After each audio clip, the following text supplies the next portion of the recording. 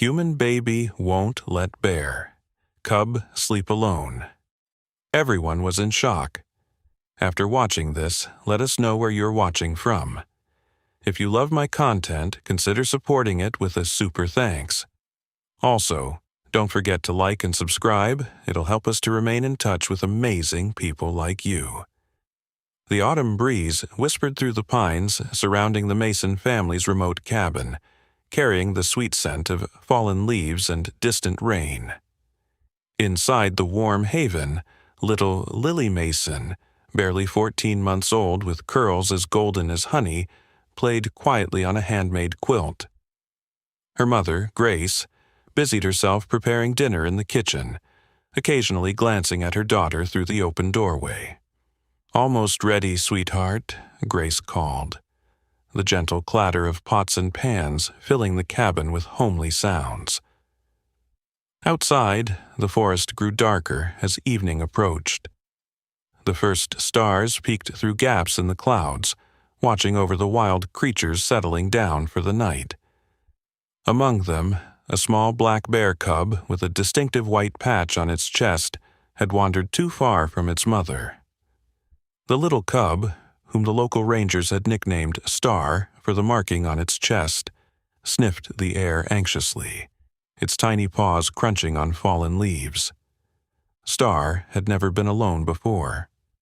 The forest felt enormous and threatening, without Mother Bear's protective presence. The cub whimpered softly, turning in confused circles, each unfamiliar sound making it tremble. Hunger gnawed at its belly, and the approaching night brought a chill that seeped through its fur. A sudden gust of wind carried the scent of the Mason family's dinner toward the lost cub. Driven by instinct and desperation, Star followed the promising aroma, each cautious step bringing it closer to the cabin's golden glow. Meanwhile, little Lily had crawled to the window, pressing her tiny palms against the glass. Her bright blue eyes widened as she spotted movement at the edge of the clearing. There, partially hidden by shadows, stood the trembling bear cub, looking small and frightened against the vastness of the darkening forest. Something stirred in Lily's young heart, a feeling she couldn't name but felt deeply. The baby girl watched as the cub pawed at the ground, its head low, making soft sounds that even through the glass seemed like cries of distress. Grace, unaware of the visitor outside or her daughter's fascination with it, called from the kitchen, "Lily, time for dinner, sweetie." But Lily remained transfixed by the lonely creature outside the window, a connection forming between them that transcended words and understanding. As night settled fully over the forest, the temperature dropped sharply. Star, the bear cub, exhausted from wandering, collapsed under the protective branches of a pine tree just 30 yards from the Mason's cabin. The little creature curled into a tight ball, trying to preserve what warmth remained in its small body. Its soft whimpers carried on the night air, a plaintive call for a mother who couldn't hear. Inside, Grace had finished feeding Lily and was cleaning up the kitchen, while her husband Thomas reviewed some paperwork by the fireplace. "I think we might get the first frost tonight," Thomas remarked, glancing out the window at the clear, star-filled sky. Lily, placed in her playpen near the warm hearth, seemed unusually restless. She kept crawling to the edge of the enclosure, standing on wobbly legs to peer out the window, making insistent noises that grew increasingly urgent. "What's got into you tonight, little one?" Thomas asked, ruffling his daughter's golden curls. Lily responded by pointing emphatically toward the window, her face scrunched with determination. Grace dried her hands on a kitchen towel and joined them. "She's been doing that all evening. Maybe she saw a deer or something earlier." Thomas lifted Lily into his arms and walked to the window. "Let's see what's got you so worked up, shall we?" In the moonlight, they could just make out a small dark shape beneath the nearby pine. At first, Thomas thought it was a rock or fallen branch, but then it moved slightly. a pitiful cry reaching their ears even through the glass. "Is that a bear cub?" Grace whispered, moving closer. Thomas nodded slowly, concern etching lines across his forehead. "Looks like it. Poor thing must be separated from its mother." He turned to Grace, their eyes meeting in silent communication. "This could be dangerous if the mother is looking for it." "We should call the forest ranger," Grace suggested, already reaching for her phone. "They can safely reunite them." While her parents discussed what to do, Lily grew increasingly agitated in her father's arms. She squirmed and reached toward the window, making urgent sounds that seemed to say, help it now." The ranger, when called, explained he couldn't arrive until morning due to a forest fire emergency on the other side of the mountain. "Keep your doors locked," he warned. "The mother bear will be searching and could be aggressive. Stay inside, keep lights low, and make no attempt to approach the cub." After hanging up, Grace and Thomas exchanged worried glances.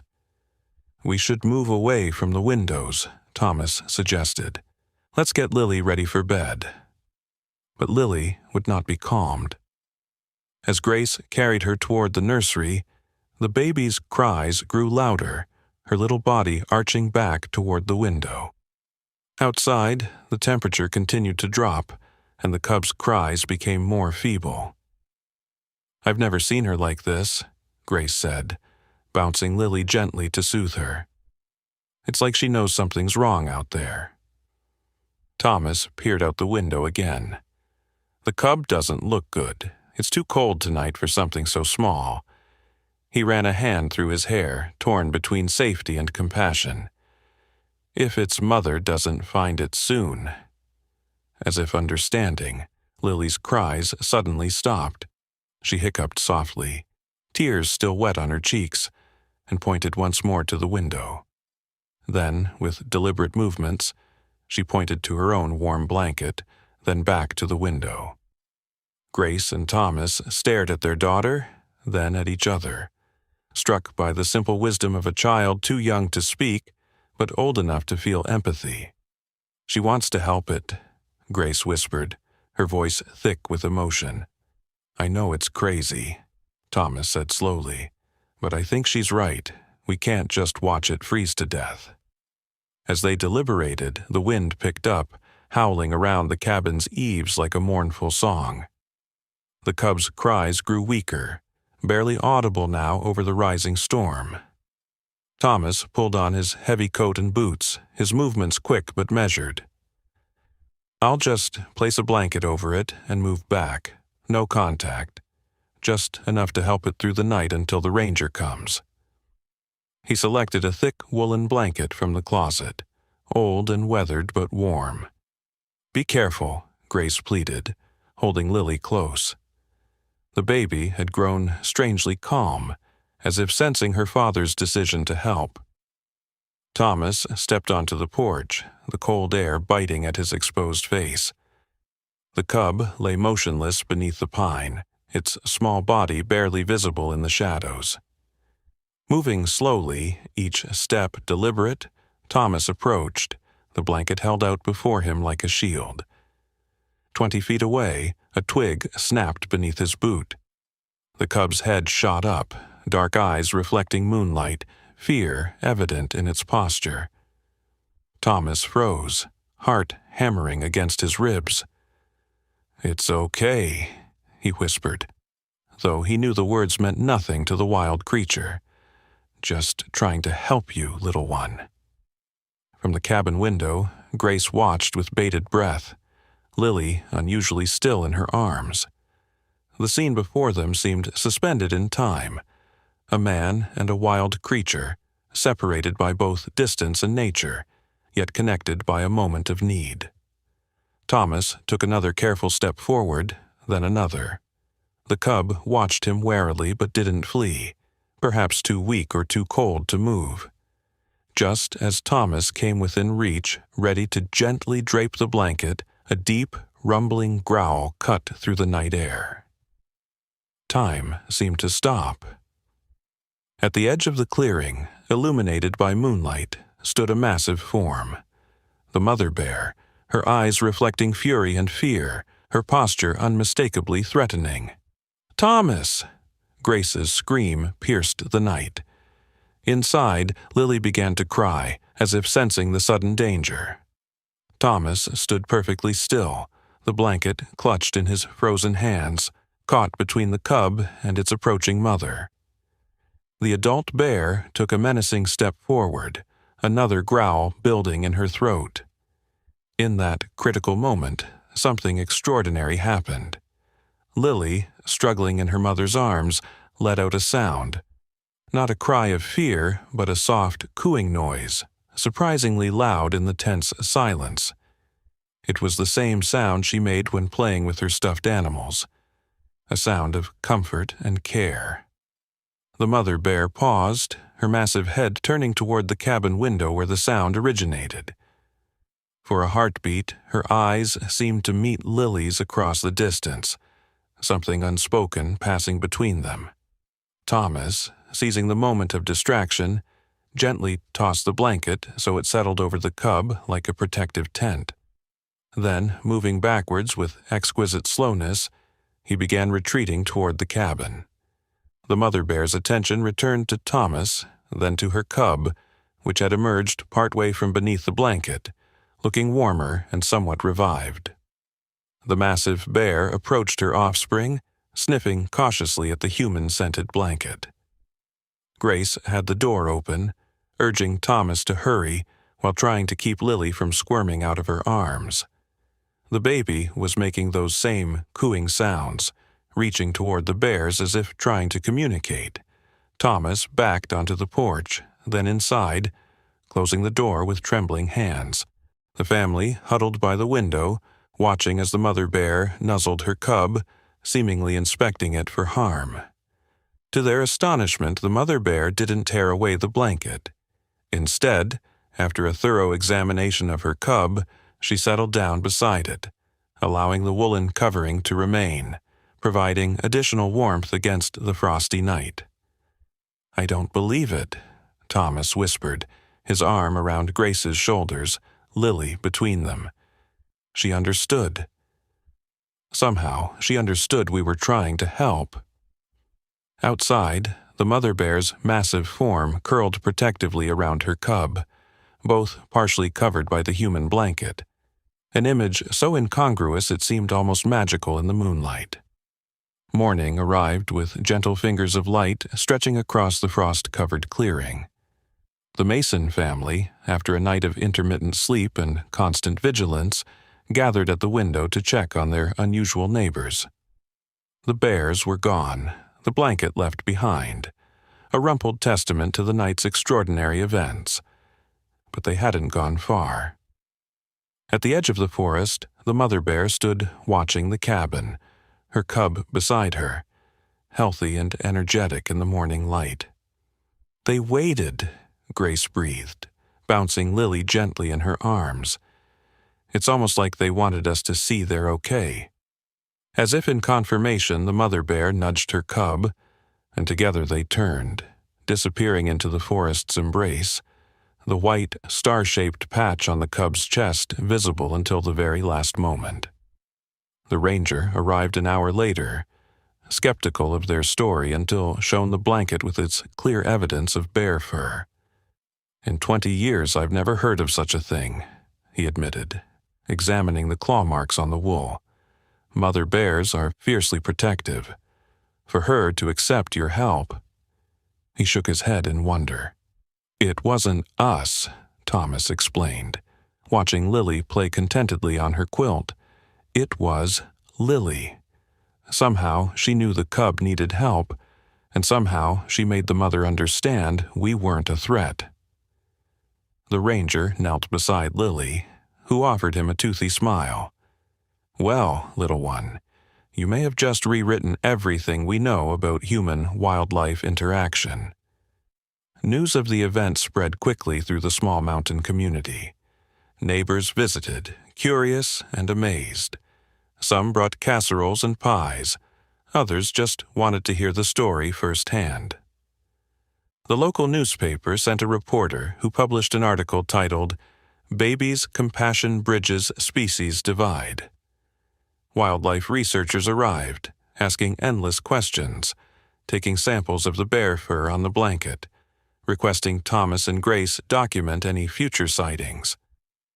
One researcher, Dr. Eleanor Webb, spent hours observing Lily at play, fascinated by the baby's unusual empathy. Children her age typically don't demonstrate this level of compassionate response, Dr. Webb explained, watching Lily share her toys with a visiting child. They're still largely egocentric. What Lily did, recognizing suffering in another species and insisting on action, that's extraordinary.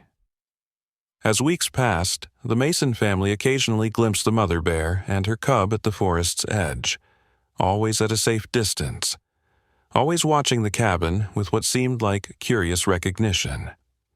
One evening, as the first snow of winter began to fall, Grace found Thomas and Lily at the window, gazing out at the whitening landscape. "Do you think they'll be okay out there?" Thomas wondered aloud, bouncing Lily on his knee. "Bears know how to survive winter," Grace assured him, joining them at the window. "They've been doing it long before we came along." But Lily, with the wisdom that sometimes seems unique to children, pointed to the old blanket they had kept as a memento, now folded neatly on a shelf, then out toward the forest, her meaning clear despite her lack of words. The message was simple. Sometimes even those well-equipped for hardship need a little help, a little kindness, a reminder they're not alone in the cold. Thomas smiled, pressing a kiss to his daughter's head. "You're right, sweetheart. And that's a lesson worth remembering." In the days that followed, Thomas built a simple shelter at the forest's edge, stocked with blankets. The family never saw the bears use it, but occasionally they would find the blankets rearranged, a sign that their gesture hadn't gone unnoticed.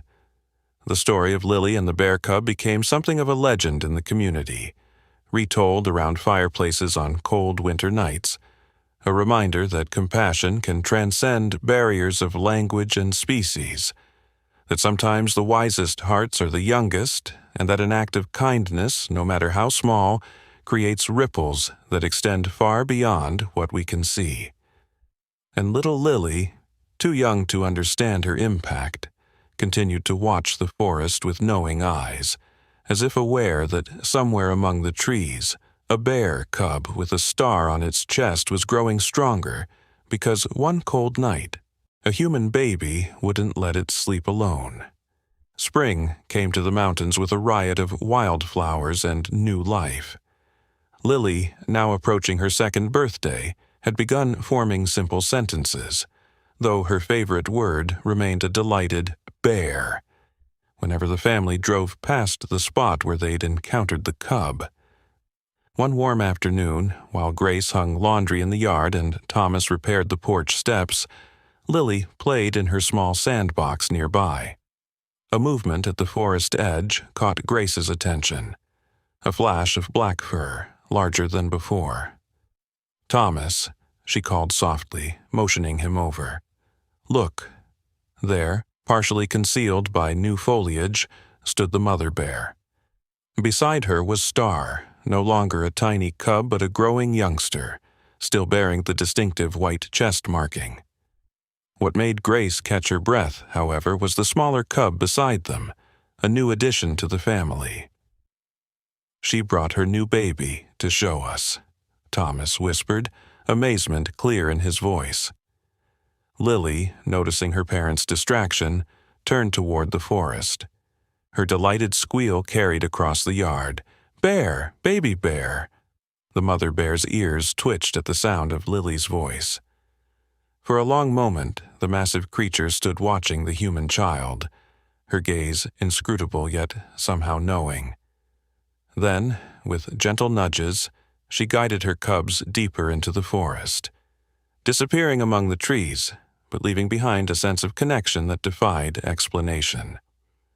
That night, as Grace tucked Lily into bed, The little girl pointed to her favorite picture book. "Bears sleep," she said solemnly. "Yes, bears sleep in the forest," Grace agreed, opening the book. Lily shook her head, her expression earnest. "Not alone." She hugged her stuffed bear tight against her chest. "Not alone." Grace felt tears prick her eyes, understanding dawning. "That's right, sweetheart. Nobody should sleep alone if they're scared or cold." She brushed a golden curl from Lily's forehead. "That's what you taught us all." By summer, the story had spread far beyond their small mountain community. A wildlife photographer, camping in the area to document black bear behavior, captured a remarkable image: the mother bear and her two cubs, including Star with his distinctive marking, peacefully foraging at the forest's edge with the Mason cabin visible in the background. The photograph went viral online, and soon reporters from national networks arrived, eager to interview the family about what many were calling the miracle of compassion. Dr. Eleanor Webb returned with colleagues from a prestigious university, setting up cameras at the forest edge with the Masons' permission.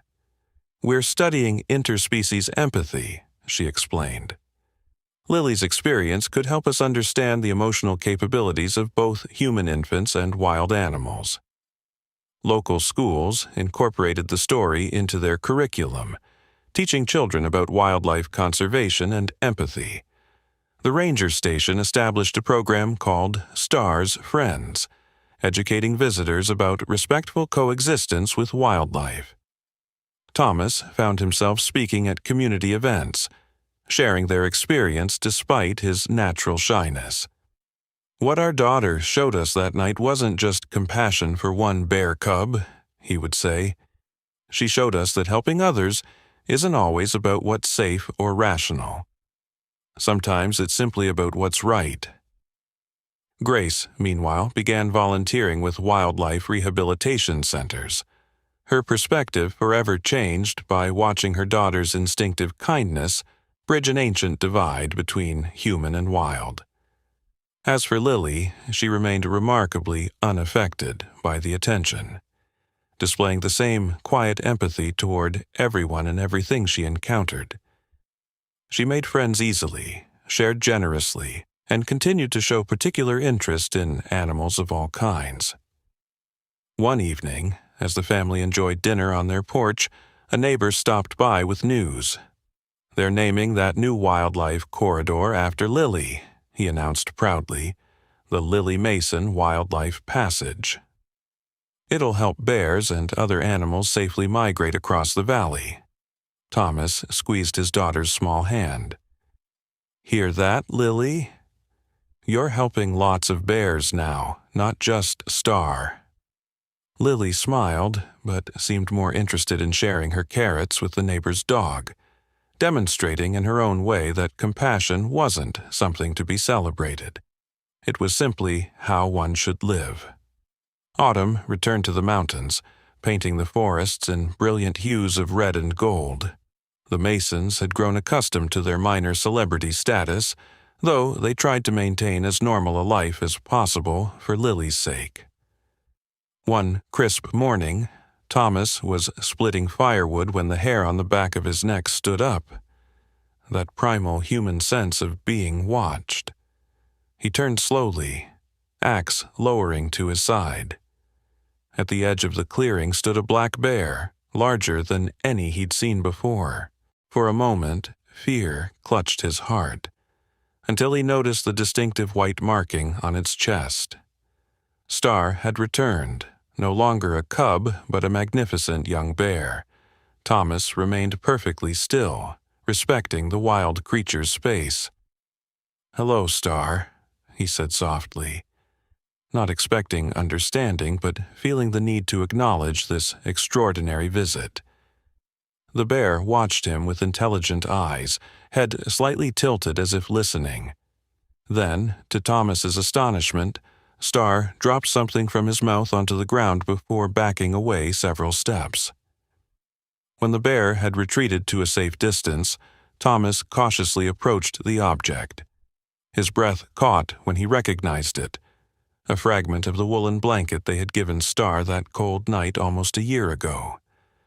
The bear had kept it, carried it, and now, inexplicably, returned it.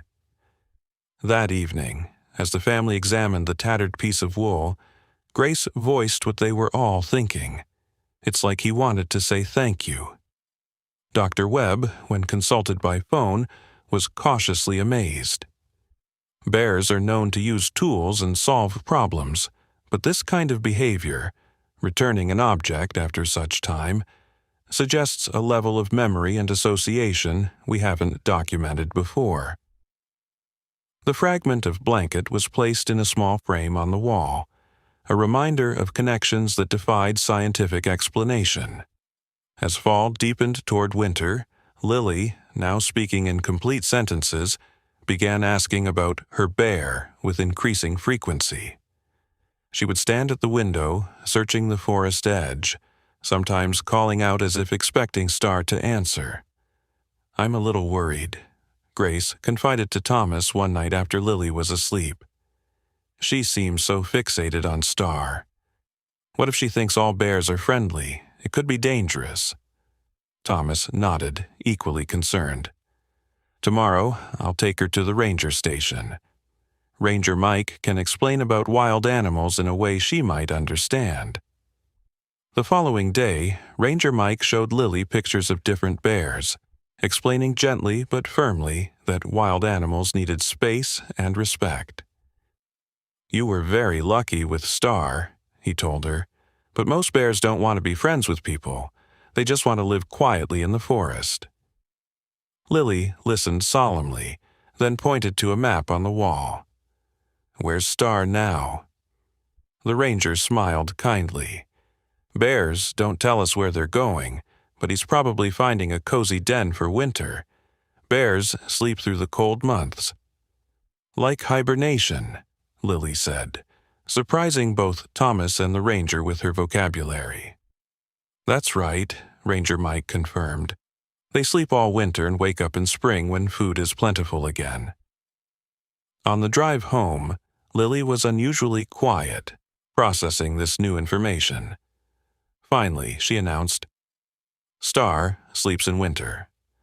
But he's not alone. He has his mama." Thomas glanced at his daughter in the rearview mirror, struck by her continued empathy for the bear's emotional well-being. "That's right, sweetheart, and when he grows up more, he'll find his own family too." Lily nodded, satisfied. "Like me, I have you and Mommy."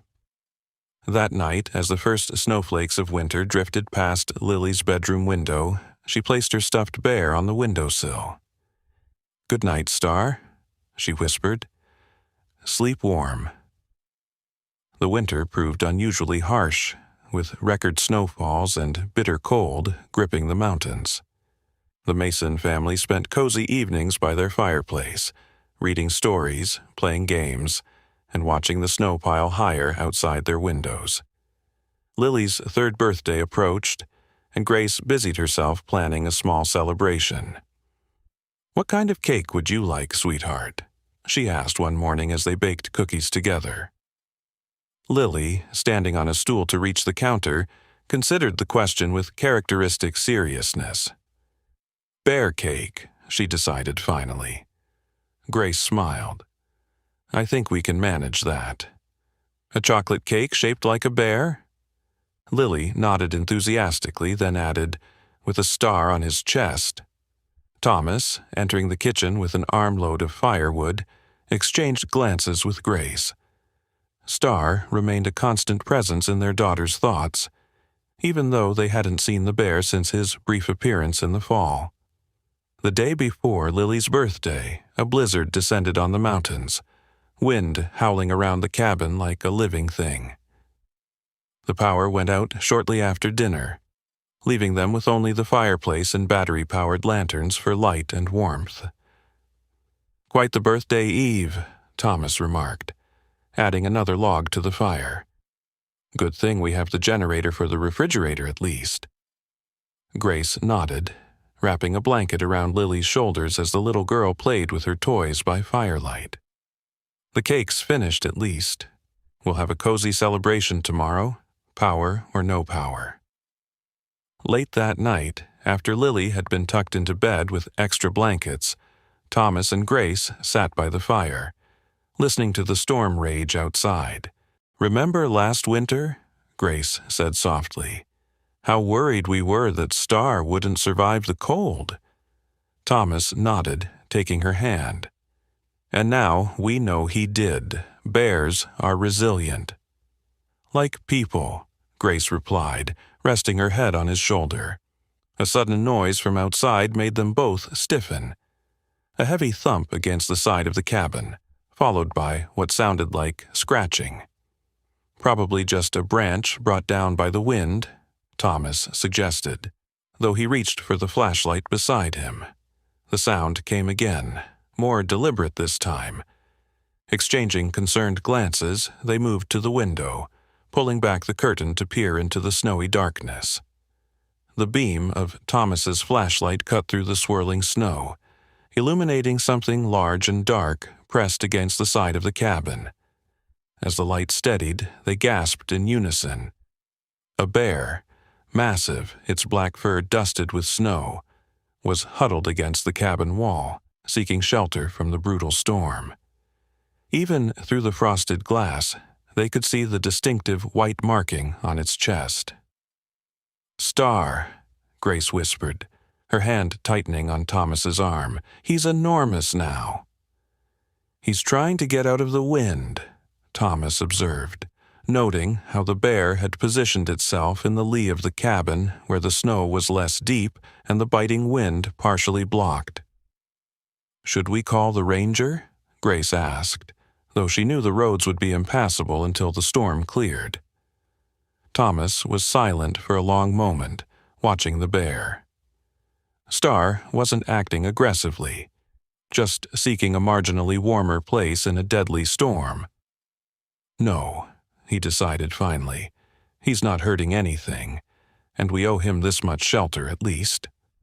Throughout the night they took turns checking on both Lily and their unexpected guest. Star remained in the same spot, occasionally visible when the swirling snow cleared momentarily, a dark shadow against the white world. At dawn, the storm began to ease, the howling wind dropping to occasional gusts. Thomas, who had taken the last watch, blinked in surprise as he peered out the window. "Grace," he called softly, "come see this." The area beside the cabin where Star had sheltered was empty now, but the bear hadn't gone far. He stood at the edge of the clearing, looking back at the cabin. Beside him, to the mason's astonishment, was another bear, smaller, without the white chest marking. "Is that a female?" Grace asked, squinting through the frosty glass. Before Thomas could answer, a small voice behind them said, "Star brought a friend." They turned to find Lily in her nightgown, clutching her stuffed bear, her eyes wide as she took in the scene outside. "He did," Thomas agreed, lifting her for a better view. "And now that the storm is ending, they're heading back to the forest." As if hearing his words, Star turned away from the cabin, the female bear following. They moved with surprising grace for such large creatures, soon disappearing among the snow-laden trees. Lily waved at the departing bears. "Bye, Star. Happy birthday to me." Later that day, as they celebrated Lily's birthday with the bear-shaped cake, a ranger called to check on them after the blizzard. During the conversation, he mentioned something curious. "We've had reports of bears acting strangely during the storm," he explained. "Usually they stay deep in the forest during winter, but several cabins reported bears sheltering nearby. Almost like they've learned houses mean warmth." After hanging up, Thomas recounted the conversation to Grace while Lily played with her new toys. "You don't think—" Grace began. Thomas shrugged. "That Star taught other bears humans can help during storms. Who knows? But it's nice to think that kindness might spread. even among wild creatures. That evening, as Thomas tucked Lily into bed, she asked for a story about Star. "Which one would you like?" Thomas asked, sitting on the edge of her bed.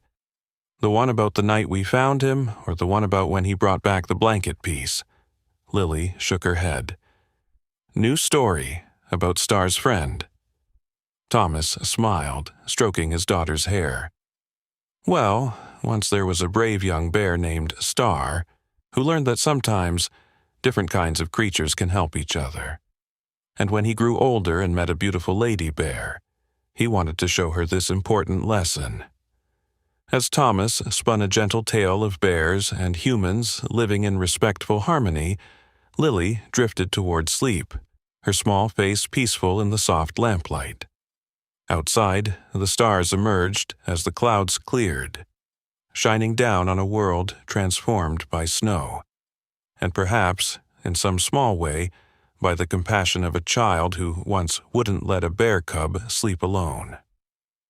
The long winter eventually released its grip on the mountains, snowdrifts giving way to muddy pathways and then to carpets of wildflowers. The forest awakened with new life. Birds returning from southern migrations, deer venturing from sheltered valleys, and bears emerging hungry from their winter dens. Lily, now a bright and curious 3-year-old, spent increasing time outdoors under her parents' watchful eyes. Her golden curls had darkened slightly to honey brown, but her compassionate nature remained unchanged. She collected hurt flowers with broken stems, creating hospitals for them in cups of water, and insisted on releasing spiders found in the house rather than squashing them.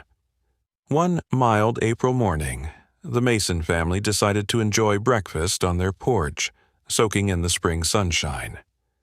Thomas flipped pancakes on a portable griddle, while Grace and Lily set the table. "Listen," Grace said suddenly, holding up a hand. From the forest came the unmistakable sound of branches breaking and undergrowth being disturbed. Something large was moving toward the clearing. Thomas instinctively moved closer to Lily, scanning the forest edge with cautious eyes. A black bear emerged from the trees, its massive body moving with surprising grace. Even before they saw the white marking on its chest, they recognized Star in the confident way he carried himself, in the curious tilt of his head as he observed the family.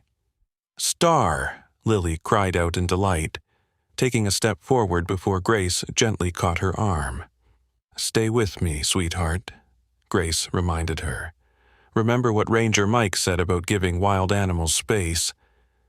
Lily nodded reluctantly, her eyes never leaving the bear. "He got bigger," she observed. Indeed, Star had grown considerably over the winter. Now, fully mature, he presented an impressive figure against the backdrop of spring greenery. But what drew their attention most was his companion, the same female bear they had glimpsed after the blizzard, now following Star into the clearing.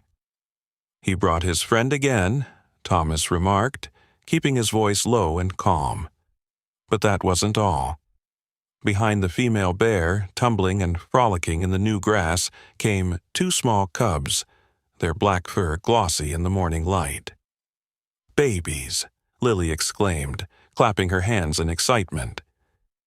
The Mason family watched in awe as Star's new family explored the edge of the clearing.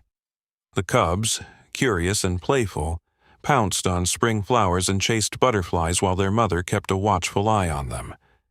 Star, meanwhile, maintained his position halfway between his bear family and the human family, as if intentionally bridging 2 worlds.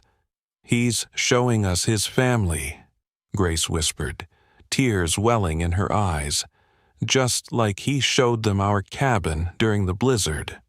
For nearly 10 minutes, this extraordinary scene continued. 2 families, 1 human and 1 bear, sharing a peaceful morning across the divide of a sun-dappled clearing. Then, with a soft grunt, the mother bear called her cubs, who obediently scampered to her side. Star lingered a moment longer, his dark eyes seeming to meet each of the Mason's gazes in turn, before following his family back into the forest. The story might have ended there, a beautiful, fleeting moment of connection across species. But later that day, Thomas discovered something on the porch steps that changed everything. "Grace, Lily," he called, his voice filled with wonder. "Come see this." There, placed with surprising delicacy on the bottom step, was a honeycomb, golden and dripping with wild honey. Around it, fresh wildflowers had been scattered, as if in offering. Ranger Mike, when called to examine this phenomenon, was speechless at first. "Bears don't give gifts," he stated finally. Taking photographs of the honeycomb, it's not in their nature. "Star isn't just any bear," Lily declared with the absolute certainty of childhood. The ranger knelt to her level. "Lily, I've worked with wildlife for 20 years, and I've never seen anything like this. Whatever happened between you and that bear cub has created something extraordinary." Dr. Eleanor Webb returned with her research team, setting up more sophisticated observation equipment at the forest edge. "We're documenting potentially groundbreaking interspecies behavior," she explained, excitement evident in her voice. "This could revolutionize our understanding of animal cognition and emotional capacity." As April turned to May, the visits continued. Star would appear at the forest's edge every few days, sometimes alone, sometimes with his mate and cubs. They never approached the cabin closely when together, maintaining a respectful distance, but their presence became a comforting constant in the Masons' lives. Other families in the area began reporting similar experiences, bears observing them from a distance, showing curiosity rather than aggression, sometimes even leaving small gifts of honeycomb or berries. "It's like they're establishing diplomatic relations," one neighbor joked at a community meeting, but Ranger Mike took the situation seriously. "Whatever's happening here, it's spreading. The bears are learning from each other, passing on new behaviors. It's unprecedented." For Lily, however, it was simply the natural order of things. "Star was scared and alone," she explained to anyone who asked why the bears behaved so unusually. "We helped him. Now he knows humans can be nice." One evening, as the family enjoyed the sunset from their porch, Grace asked the question that had been on her mind for weeks. "Do you think we should be documenting all this? For science, I mean." Thomas considered this, watching the golden light paint the forest edge.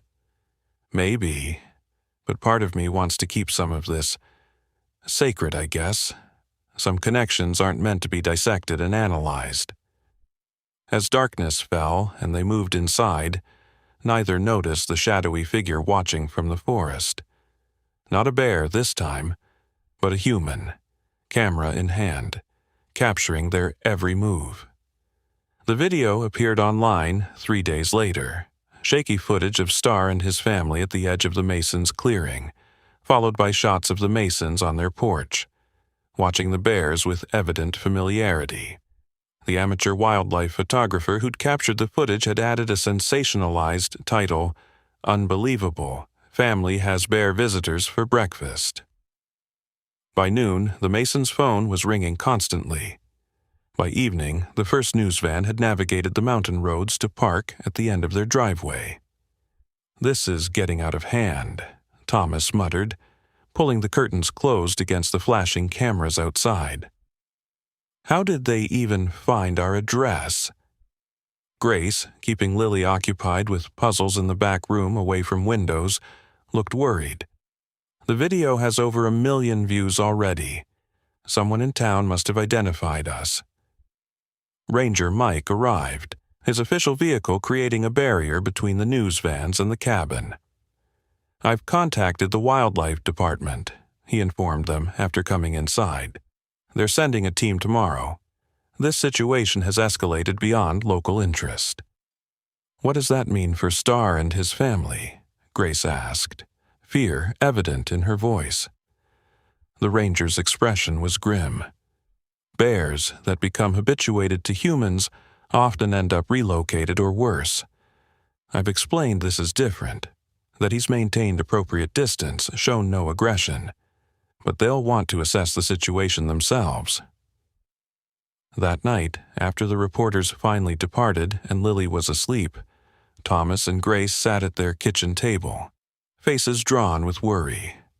Maybe we should go stay with my parents for a while, Grace suggested, hands wrapped around a mug of tea. Until this blows over. Thomas nodded slowly.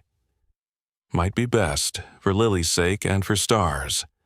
The more humans gather here, the more likely something will go wrong. A soft knock at the back door startled them both. Thomas approached cautiously, peering through the peephole to see Dr. Eleanor Webb standing alone on their back porch, her expression urgent. I came the back way through the forest, she explained when they let her in, brushing leaves from her jacket. The media circus out front is impossible. What's happening? Grace asked, offering the scientist a seat. Dr. Webb placed a tablet on the table, pulling up a satellite image of the surrounding forest. The wildlife department isn't just sending assessors, they're sending a capture team. She pointed to a marked area on the map. They've already set up a staging area here, less than 5 miles away. Capture? Thomas repeated, his stomach sinking. But why? Star hasn't done anything wrong. It's a standard protocol with bears showing unusual behavior around humans, Dr. Webb explained. From their perspective, they're preventing a potential tragedy. By creating one, Grace said bitterly, what would happen to him? Dr. Webb's silence was answer enough. We have to warn him, Lily's small voice came from the hallway, where she stood in her pajamas, clutching her stuffed bear. Star needs to hide. The adults exchanged glances, realizing Lily had heard everything. Grace knelt beside her daughter. Sweetheart, we can't exactly warn a wild animal. Bears don't understand. Star understands, Lily interrupted with absolute conviction. He knows things. I can tell him. Under normal circumstances, the adults might have gently explained the impossibility of such communication. But nothing about their situation was normal, and desperation sometimes opens minds to incredible possibilities. What would you tell him if you could? Dr. Webb asked Lily, her scientific curiosity piqued despite herself. To go far away, Lily replied, tears welling in her eyes. To take his family deep in the forest where bad people can't find them. Thomas looked at Grace, then at Dr. Webb. Is there anywhere they could go, somewhere safer? Dr. Webb hesitated, then pointed to the map again. There's a wilderness preserve on the other side of these mountains. No hunting allowed, minimal human presence. If they could make it there. How would we even begin to communicate that? Grace wondered aloud. But Lily was already moving to the back door, her small hand reaching for the knob with determination. I can do it. Star listens to me. Lily, no, Thomas said firmly, lifting her away from the door. It's too dangerous at night. Then tomorrow, Lily insisted, her usually gentle voice commanding. Before the bad people come. The adults spent hours debating options, weighing impossibilities against unthinkable outcomes. Finally, as dawn approached, they formulated a desperate plan. I can't believe we're even considering this, Grace said, rubbing her tired eyes. Dr. Webb, who had stayed through the night, looked equally exhausted but resolute. Sometimes science has to acknowledge when it doesn't have all the answers. Whatever bond exists between Lily and that bear, it's worth exploring every possibility. As the first light of dawn touched the mountains, they prepared for what might be their final chance to save Star and his family. Morning brought more news vans, wildlife officials in marked vehicles, and a growing crowd of curious onlookers held at bay by police tape at the end of the driveway. Inside, the Masons and Dr. Webb finalized their desperate plan. "I've mapped the most direct route to the Wilderness Preserve," Dr. Webb explained, showing them a marked trail on her tablet. "If, and I stress if, we could somehow communicate to Star to travel in this direction, it would give him and his family the best chance." Thomas studied the route. "That crosses 2 roads and passes near Williams' farm." "Unavoidable," Dr. Webb confirmed, "but minimal human contact compared to other routes." Lily, dressed in her favorite overalls and looking unusually solemn for a 3-year-old, had been quiet throughout the morning preparations. Now she tugged on her father's sleeve. "I need honey," she stated. "Honey?" Thomas asked, puzzled. "For Star, to show him the way." The adults exchanged glances.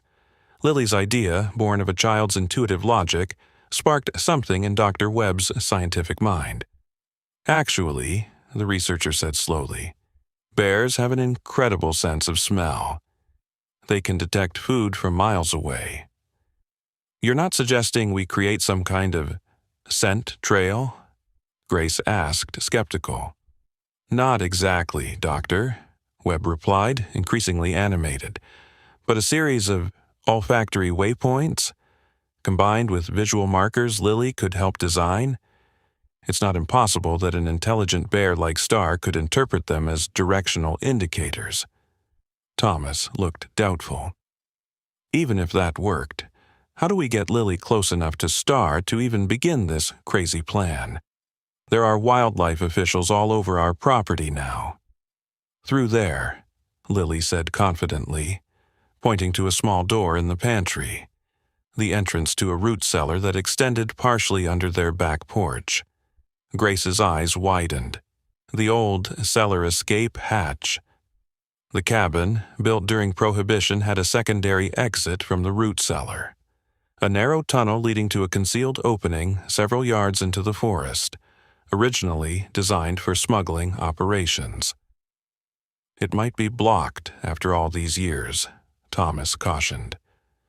"Only one way to find out," Dr. Webb replied.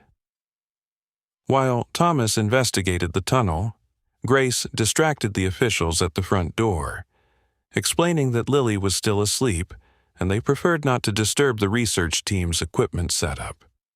Meanwhile, Lily and Dr. Webb gathered their unusual supplies: honey, pine cones, bright fabric strips, and a small recorder with specific sounds Lily insisted would help Star understand. The tunnel, as it turned out, was passable, though cramped. It emerged, as Grace had remembered, beneath a fallen log 20 yards into the forest, invisible from the cabin but offering a clear view of the clearing beyond. "We'll have very little time," Dr. Webb warned as they finalized their plan. "The capture team is scheduled to deploy their traps at noon. It's 8:30 now." Thomas knelt before his daughter, his expression grave. "Lily, you understand this is very serious. You must stay with Dr. Webb the entire time. If she says run, you run. If she says hide, you hide. Promise me." Lily nodded solemnly. "I promise, Daddy, but Star won't hurt us." "It's not just Star I'm worried about," Thomas murmured, thinking of the armed wildlife officials surrounding their property. At 9 o'clock, while Grace engaged the wildlife department's lead biologist in a lengthy discussion about bear behavior on their front porch, Thomas helped Lily and Dr. Webb slip into the root cellar. He handed them a backpack containing their supplies and a satellite phone. 3 hours, he reminded them. "Then, I'm coming to find you, officials or no officials." Dr. Webb nodded, adjusting the backpack. "We'll be careful." "And Thomas, thank you for trusting me with your daughter." "I'm not sure I have a choice," he replied grimly, But Lily trusts you, and right now, that has to be enough. The journey through the tunnel was uncomfortable but brief. Emerging beneath the fallen log, Dr. Webb helped Lily climb out, then carefully scanned their surroundings. The forest was quiet except for birdsong and the distant sounds of vehicles and voices from the cabin's front yard. "Now what?" Dr. Webb whispered, feeling out of her depth despite her scientific credentials. Lily, however, appeared perfectly confident. She sat cross-legged on a patch of moss and closed her eyes. "We wait," she said simply. "Star will come." Dr. Webb, trained in empirical methods and data analysis, found herself doing something entirely unscientific, trusting a 3-year-old's intuition about wild animal behavior. She settled beside Lily, alert for any sign of danger, human or animal. 15 minutes passed, then 30. Dr. Webb checked her watch nervously, calculating the diminishing time before the capture operation would begin. Just as she was about to suggest they try another approach, Lily opened her eyes. "He's coming," she whispered, pointing to a dense thicket of pines to their left. Dr. Webb strained her eyes, seeing nothing but shadows and foliage. Then, almost imperceptibly, a shadow moved independently of the breeze, separating itself from the darkness beneath the pines. Star emerged, moving with the silent grace that belied his enormous size. The scientist instinctively tensed, adrenaline flooding her system. But Lily remained perfectly calm, her small face lighting up with recognition and joy. "Star," she said softly, not moving from her seated position, "you came." The bear paused 10 yards away, his intelligent eyes taking in the scene. The small human child he had known since she was a baby, and the unfamiliar adult beside her. He sniffed the air cautiously, head tilting in apparent recognition of Lily's scent. To Dr. Webb's astonishment, Star lowered himself to his stomach, a posture that somehow conveyed both caution and greeting. Though scientifically impossible, the bear's behavior strongly suggested recognition, even affection. "Bad people are coming," Lily told the bear, her voice clear but gentle. "They want to take you away." Star's ears flicked forward, his gaze intensely focused on Lily as if processing her words. "We need to show him the way to safety," Dr. Webb whispered, still scarcely believing what she was witnessing. Lily nodded, reaching for the backpack. She removed a small jar of honey, opened it, and dipped her fingers inside. "Star," she called softly, "watch." The bear remained perfectly still as Lily stood and approached a nearby pine tree. She smeared honey on the bark in a distinctive pattern, a rough circle with a dot in the center, reminiscent of Star's chest marking. Then she tied a bright red fabric strip above it. "This means go this way," she explained, pointing deeper into the forest, away from the cabin and the waiting wildlife officials. "Find more honey marks. They show the safe path." Dr. Webb watched in stunned silence as the child engaged in what appeared to be deliberate communication with a wild black bear. Her scientific mind cataloged every detail, even as her understanding of animal cognition was being fundamentally challenged. Lily returned to her original position and sat down again. "You need to take your family far away," she continued, her voice catching slightly, "where people can't find you." What happened next would feature in Dr. Webb's research papers for decades to come. Star rose from his prone position and approached the honey-marked tree. He sniffed the distinctive pattern, then the fabric strip. After a moment's consideration, he turned back to Lily and made a soft huffing sound. "He understands," Lily said confidently. Dr. Webb, finding her voice at last, whispered, "Lily, how can you possibly know that?" The little girl shrugged. "I just do.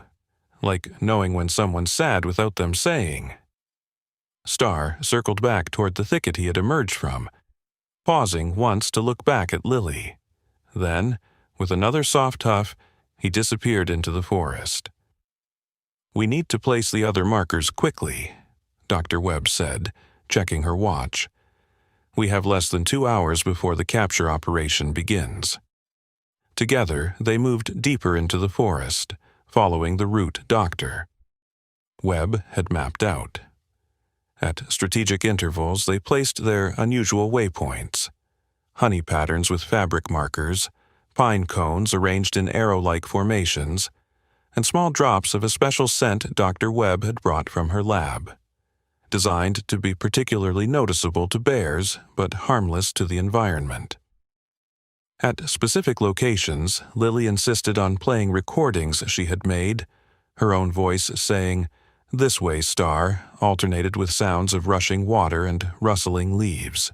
Dr. Webb, despite her scientific skepticism, found herself deferring to the child's inexplicable confidence. As they placed the final marker at the edge of a stream that would lead toward the wilderness preserve, they heard a commotion in the distance. Vehicles starting up, voices calling back and forth. "The capture operation has begun early," Dr. Webb realized with alarm, checking her satellite phone. "We need to get back." They hurried toward the cabin, taking a circuitous route to avoid the wildlife officials who were now spreading through the forest, setting traps and tracking stations. Reaching the fallen log that concealed their escape tunnel, they were horrified to find 2 uniformed officials examining the area. "Change of plans," Dr. Webb whispered, pulling Lily into the cover of dense ferns. "We'll have to go around." For nearly an hour, they picked their way carefully through the forest, stopping frequently to hide from search parties and officials. Lily, despite her young age, showed remarkable calm, following Dr. Webb's instructions with unwavering trust. Finally, they reached the edge of the clearing behind the cabin. To their dismay, several wildlife department vehicles were parked there, officials moving equipment between the forest and trucks. Dr. Webb's phone vibrated with a text from Thomas. "Front of cabin clear. Officials all in back. Come to front porch." "Taking a deep breath, Doctor." Webb lifted Lily into her arms. "We're going to walk very casually around the side of the cabin," she explained. "If anyone asks, we've been collecting leaves for your science project, understand?" Lily nodded against her shoulder. "Did we help Star?" she whispered. "We did everything possible, Doctor," Webb assured her, though uncertainty gnawed at her confidence. "The rest is up to him." They emerged from the forest at the side of the cabin and walked deliberately toward the front, Dr. Webb nodding professionally at a surprised official who glanced their way. Reaching the front porch, they found Thomas waiting anxiously. "Thank God," he breathed, ushering them inside where Grace waited, pale with worry. "Did you?" "We marked the trail," Dr. Webb confirmed. "Whether Star follows it?" She spread her hands in a gesture of uncertainty. "He will," Lily stated with absolute conviction, climbing onto the window seat to look toward the forest. "He promised." The adults exchanged glances over her head, sharing a mixture of hope and resignation. Outside, the sounds of the capture operation continued. Engines revving, radios crackling, voices calling instructions. As evening approached, the Wildlife Department's lead biologist requested a meeting with the Masons. In their living room, surrounded by maps and equipment, he delivered his report. "We've found no sign of the bear family," he admitted, frustration evident in his voice. "Which is peculiar, given the frequency of sightings in this area previously. We've set camera traps and will continue monitoring, but it appears they've moved on." "Animals do migrate," Thomas suggested innocently. "Perhaps they've simply followed natural food sources elsewhere." The biologist looked unconvinced, but had no counter-evidence. We'll maintain surveillance for another week. If there are no further sightings, we'll consider the situation resolved for now." After he left, the family gathered in Lily's bedroom, away from the remaining officials outside. Dr. Webb joined them, her scientific demeanor cracking to reveal genuine emotion. "I've never witnessed anything like what I saw today," she admitted, perching on the edge of Lily's bed. "There's no scientific explanation for the level of communication I observed between Lily and that bear." "Maybe science doesn't have all the answers yet," Grace suggested gently. "Maybe the simplest answer is the right one," Thomas added. "That sometimes compassion creates connections that transcend normal boundaries." Lily, already drowsy from the day's adventures, murmured sleepily, "Star says thank you." The adults froze, exchanging startled glances. "What do you mean, sweetheart?" Grace asked carefully. "In my head," Lily explained, her eyes drifting closed. "He says thank you and goodbye, and that their new home is beautiful." As Lily fell asleep, the adults retreated to the living room, grappling with implications beyond their understanding. Children her age often blur the line between reality and imagination, Dr. Webb offered half-heartedly. "Do they also predict bear behavior with perfect accuracy?" Thomas countered. Grace touched the researcher's arm. "What will you write in your report?" Dr. Webb considered this for a long moment. "That the bears displayed natural migration behavior consistent with seasonal patterns," she decided finally, "and that the unusual interactions previously observed were likely the result of specific environmental conditions unlikely to be replicated." "And the truth," Grace pressed. Dr. Webb smiled faintly. "The truth is for those who were there to witness it. Some connections aren't meant to be dissected and analyzed, as Thomas said." For the next week, wildlife officials maintained their surveillance, finding no trace of Star or his family. The media, after a few days without bear sightings or spectacular footage, gradually dispersed to chase other stories.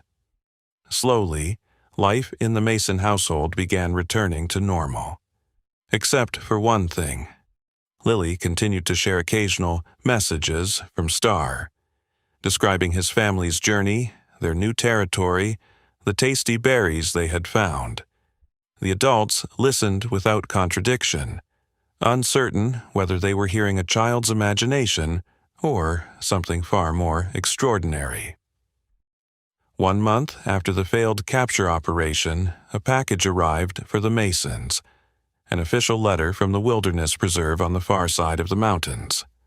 Opening it, they found a brief note from the preserve's head ranger. "Thought you might be interested in this photograph taken by one of our automated wildlife cameras last week. The bear family has established territory in our most remote sector. Unusual migration pattern for this time of year, but they seem to be thriving. Distinctive white chest marking on the male made me think of your situation. Remarkable coincidence, wouldn't you say?" Attached was a clear image of Star, his mate, and their cubs, settled comfortably beside a mountain stream, miles from human habitation, safe in their new home. That night, as Thomas tucked Lily into bed, she smiled sleepily.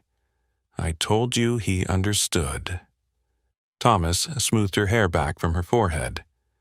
"Yes, you did, and we should have believed you from the start." "It's okay," Lily yawned.